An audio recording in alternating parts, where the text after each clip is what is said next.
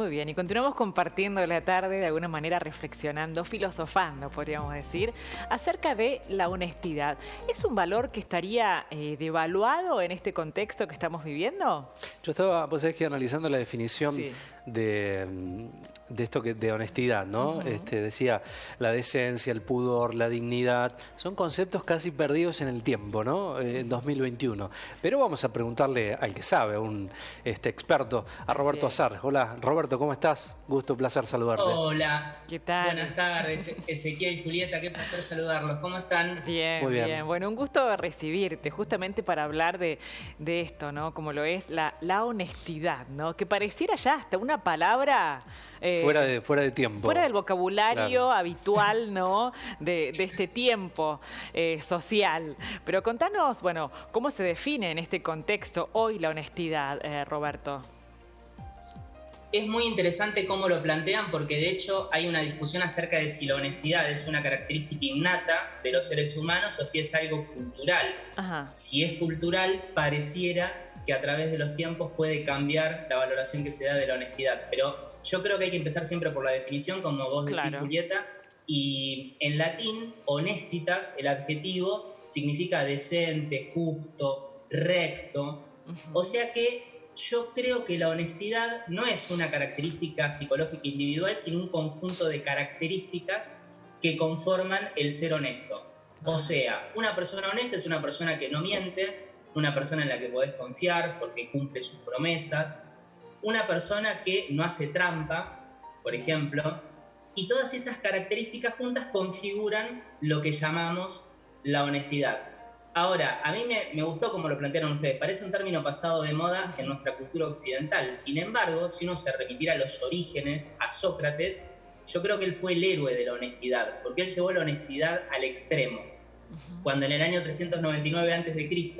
lo condenan a muerte con una acusación un tanto extraña, lo acusaron de corromper a los jóvenes y de desconocer a los dioses vigentes, los amigos, Sócrates era una persona muy conocida, y los amigos le dijeron, pero tranquilo, te vamos a exiliar, o sea, te podés escapar y no vas a tener que cumplir la condena. Y Sócrates se negó rotundamente porque dijo, yo toda mi vida defendí el cumplimiento de las leyes, ¿cómo ahora cobardemente me voy a exiliar? Claro. Yo tengo que cumplir con la ley de Atenas, sea o no sea justa. Mira, ¿y cuánto tiene que ver, mientras te escuchaba pensaba, ¿no? ¿Cuánto tiene que ver con la construcción moral de un tiempo social, la honestidad, Roberto?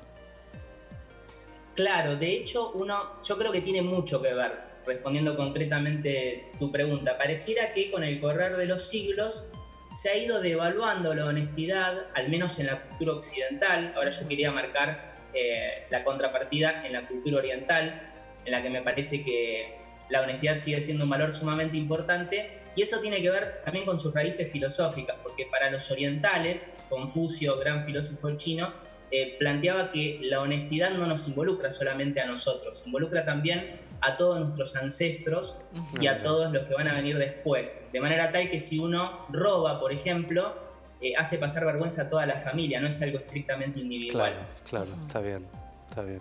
En cambio, yo creo que en la cultura occidental ha habido autores como Maquiavelo, por ejemplo, que han dicho que en la política la moral no es muy importante, que el gobernante, el príncipe, decía Maquiavelo, lo que debe buscar es conservar el poder. Y no importa tanto los medios que utilice para alcanzar esos fines. Importa más bien alcanzar justamente dichos fines. Bueno, ¿Sabes qué? algo que en el poder, bueno, se sigue manteniendo Sí, es desde casi Maquiavelo habitual, hasta este tiempo, ¿no? ¿Sabes lo que pensaba? Absolutamente.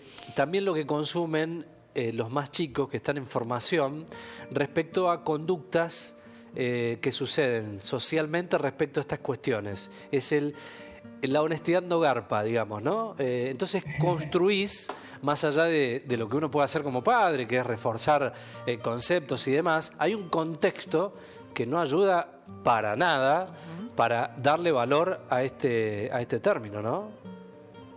Coincido plenamente con vos, Ezequiel. De hecho, fíjate que naturalizamos, por ejemplo, que los políticos digan yo jamás me juntaría con tal funcionario, con tal partido político, y al otro día que se estén juntando con ese partido político. O naturalizamos, por ejemplo, que en un debate, sin puntualizar a ningún candidato en particular, sino que cualquiera de los candidatos lo que va a buscar es persuadir y no importa tanto la verdad. O sea, naturalizamos, y eso me parece muy triste como sociedad, que nos mientan. E inclusive les diría, me arriesgaría a decir, nos gusta que nos mientan, porque si nos dijeran por ahí las cosas de una manera dura, lo tomaríamos mal. Pero yo no sé, Ezequiel, me parece que está muy bueno como lo planteaste vos, si es una cuestión que le podamos achacar solamente a la educación, porque como vos bien decís, la educación empieza por la propia casa, y a pesar de lo que yo mismo dije antes, que la cultura oriental pareció ser mucho más contundente en torno al valor de la honestidad, también les mencioné que Sócrates le daba un valor central, y mucho más acá en el tiempo, Immanuel Kant, filósofo alemán de la modernidad, justamente decía que hay que cumplir con un imperativo categórico que tenemos todos en nuestra razón. O sea, si nosotros pensamos, debemos descubrir qué actos son buenos y cuáles son malos, y eso se determina muy fácilmente, dice Kant. Déjenme detenerme un minutito acá porque los ejemplos que pone tienen que ver justamente con la honestidad. Él dice, ante un acto concreto, antes de realizarlo, debemos pensar, ¿se puede universalizar esta máxima? Si la respuesta es sí, si nosotros desearíamos que todos hicieran lo que yo estoy haciendo en ese momento, entonces el acto es moralmente bueno. Si la respuesta es no, el acto es moralmente malo. Y fíjense los ejemplos que pone Kant. Dice, suponete que vos estás en una urgencia económica y entonces vas a pedir dinero, pero vos sabés que no lo vas a devolver, que no vas a poder devolverlo. Está bien que vos en ese momento, aun cuando la utilidad te lleve a pensar que es correcto pedir dinero, ¿estaría bien desde el punto de vista moral? Y dice Kant, no, porque hacer una promesa y cumplirla debería ser algo universalizable. Claro. Debería desear que todo el mundo haga lo mismo en las circunstancias en las que yo estoy. Y si eso pasara, entonces las promesas dejarían de tener valor. Y algo parecido pasa con la mentira, el segundo ejemplo que pone Kant. Dice, suponete que vos estás en una situación en la que mentir parece ser la única opción. Entonces ahí te preguntás, ¿puedo universalizar esta máxima? ¿Puedo desear que los demás hagan lo mismo en esas circunstancias? Y te das cuenta de que si desearas eso no podrías confiar en nadie. Entonces llega a la conclusión de que mentir está mal. Quizás Kant sea un extremo, pero es miembro de nuestra cultura occidental también. Entonces, ¿será que no hubo representantes de la cultura occidental que le dieran un valor central a la honestidad? ¿O será que elegimos hacer como sociedad, en realidad somos muchas las sociedades que conformamos el mundo occidental, decidimos vivir en una sociedad menos cargada de moralidad? Mira, es la pregunta que dejo planteada. Bueno, sí, pero buenos estos ejemplos sí. Y de la occidentalidad pasemos a la argentinidad, ¿no? En donde parece que el que es más pícaro, esa de besa criolla, el que es más ventajista, es como que está mejor visto, ¿no? Sí. Pareciera ser así. Sí.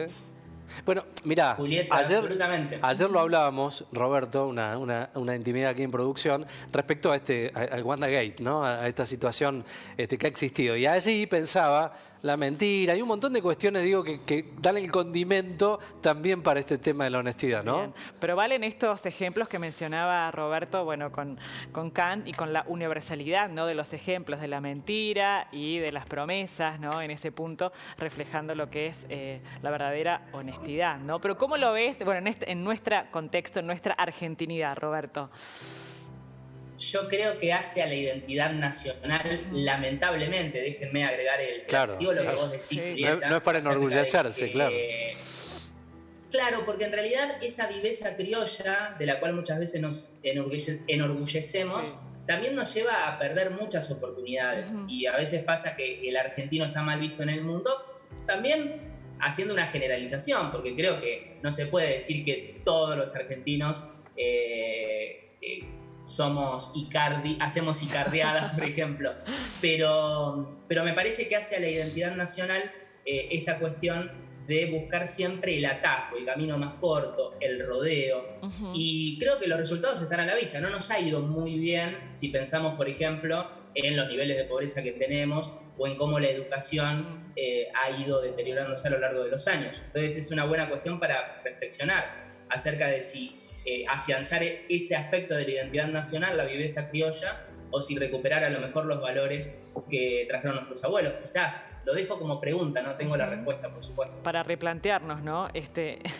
este condimento de nuestra identidad que realmente no nos suma en nada, ¿no? No, totalmente.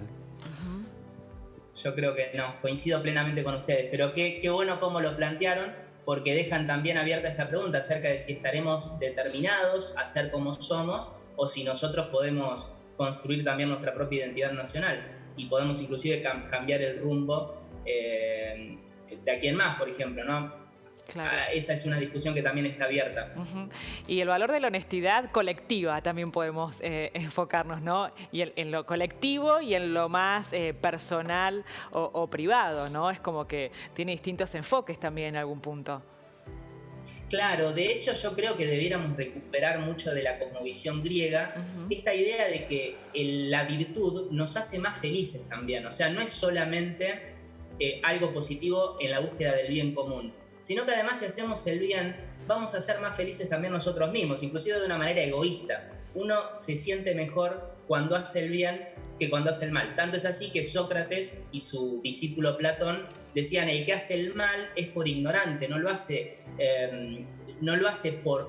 por malo, sino simplemente porque no conoció todavía el bien. O sea, si todos conociéramos el bien, pensaban los griegos, no dudaríamos en hacerlo, no trataríamos de tomar el atajo, de pensar en la utilidad inmediata. A mí en este momento me conviene hacer esto, o voy a hacer esto porque es un favor que el día de mañana me pueden devolver. Esa manera de razonar a los griegos clásicos no les gustaría para nada, y tiene que ver tanto con lo colectivo como así también con lo individual. Claro. Pensaba en esto, Roberto, cómo transmitir el valor de la honestidad. Y pienso en esto padre e hijo, ¿no? En estas conductas que uno por ahí lo dice desde la oralidad, no hay que hacerlo, pero por ahí en la conducta, estoy pensando en conductas hasta de tránsito, hablar por teléfono, hacer cuestiones que están prohibidas. Les decimos, pero hacemos otra cosa. ¿Cómo transmitir el valor de la honestidad? ¿Cuál es el camino para hacerlo? Yo creo que el camino, Ezequiel, lo marcaste vos mismo, es con nuestras acciones. Los chicos difícilmente escuchan lo que les decimos, sino que más bien ven lo que hacemos. Y en ese sentido los griegos también nos dejaron una enseñanza, porque el gobernante, por ejemplo, para los griegos debía ser un paradigma de moralidad. Y en la casa, obviamente, el padre debía ser también un paradigma de moralidad. Y entonces siempre se aprende a través del ejemplo. Así que el camino, Ezequiel, es el que vos marcás, o sea, enseñar con el ejemplo. Si vamos a predicar honestidad, empecemos por casa, seamos honestos nosotros mismos, cumplamos con las leyes, si decimos que hay que cumplir con las leyes.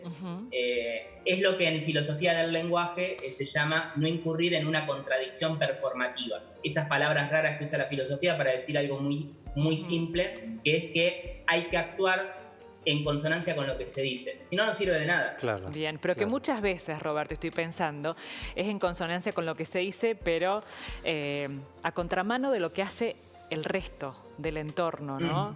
Y allí hace como ese ruido en donde el honesto, termina teniendo una connotación negativa. ¿Por qué? Porque la mayoría actúa de manera diferente, ¿no? Sí, total. Absolutamente, ya el tango Cambalache nos advertía de esta cuestión, y es cierto lo que vos marcás, Julieta, es muy difícil encontrar el fino equilibrio porque ustedes lo plantearon muy bien.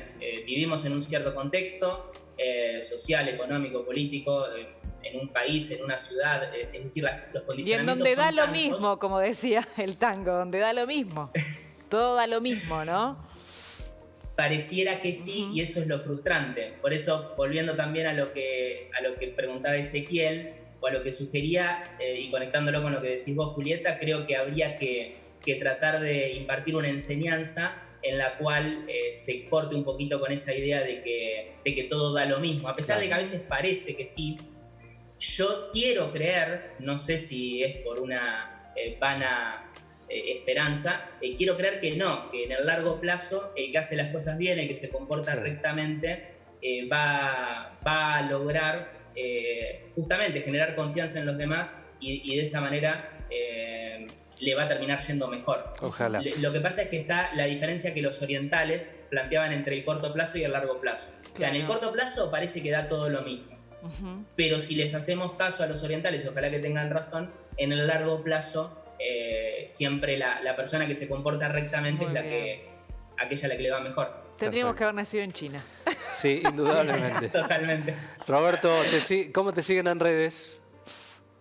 Filo en un minuto, @ Filo en un minuto. Perfecto. Muy bien, bueno. Gran abrazo. Genio, Roberto. Gracias, muchas como gracias. siempre. Siempre un placer escucharte, realmente. Muchas gracias. El placer es mío, muchas gracias por el espacio. Un Hasta abrazo grande. pronto, Saludos. un abrazo. Chau.